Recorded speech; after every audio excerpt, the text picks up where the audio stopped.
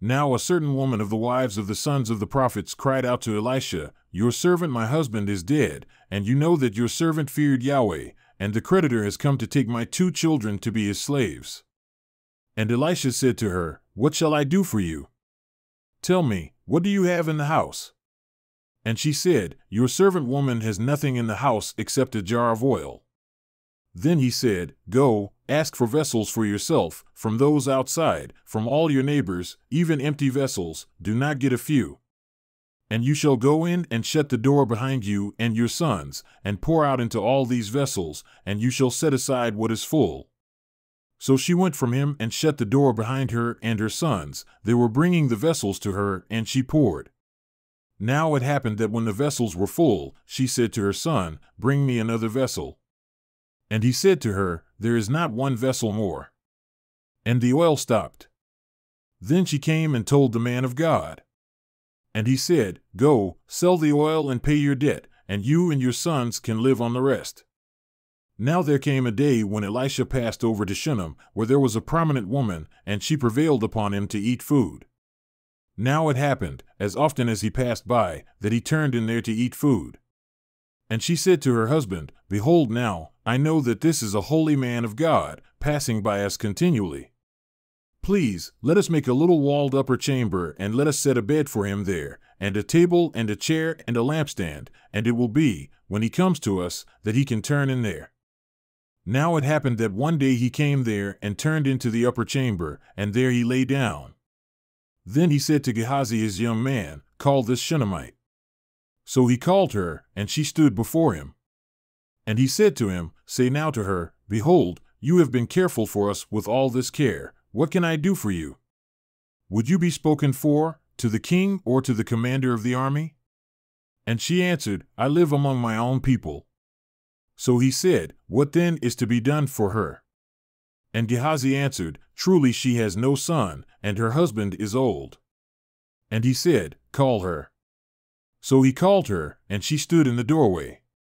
Then he said, "At this season next year you will embrace a son."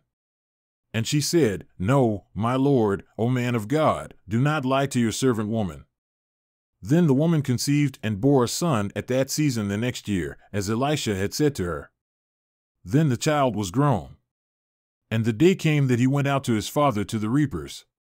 And he said to his father, "My head, my head."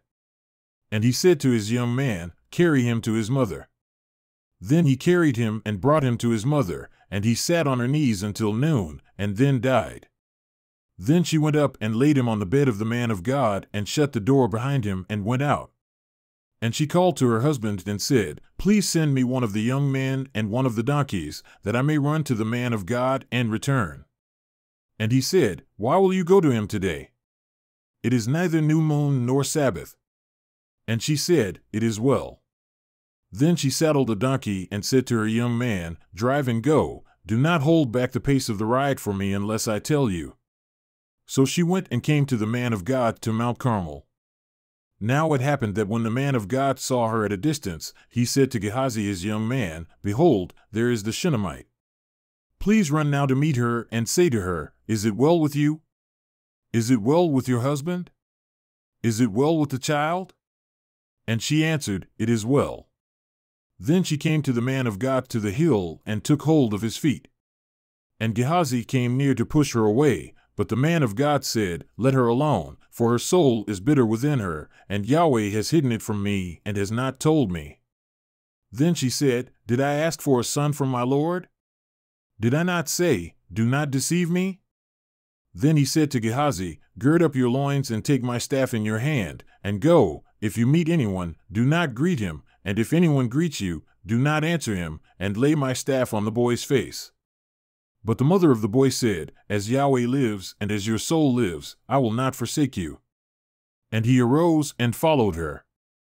Now Gehazi passed on before them and laid the staff on the boy's face, but there was no sound or response. So he returned to meet him and told him, saying, "The boy has not awakened." Then Elisha came into the house, and behold, the boy was dead and laid on his bed. So he entered and shut the door behind them both and prayed to Yahweh.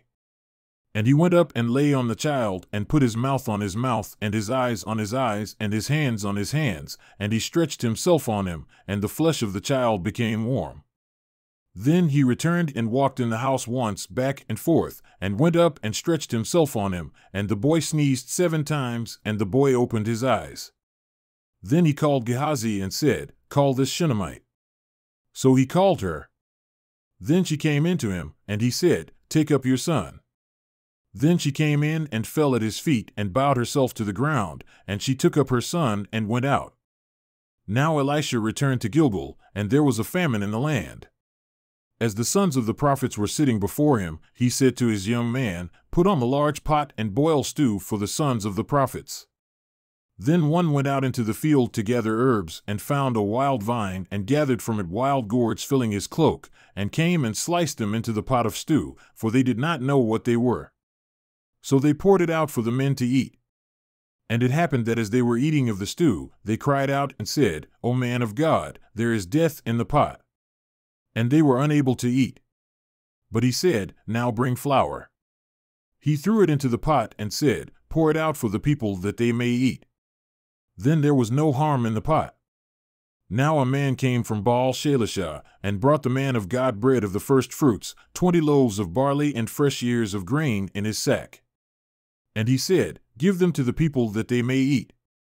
And his attendant said, "What, will I give this before 100 men? But he said, "Give them to the people that they may eat, for thus says Yahweh, they shall eat and have some left over." So he gave it before them, and they ate and had some left over, according to the word of Yahweh.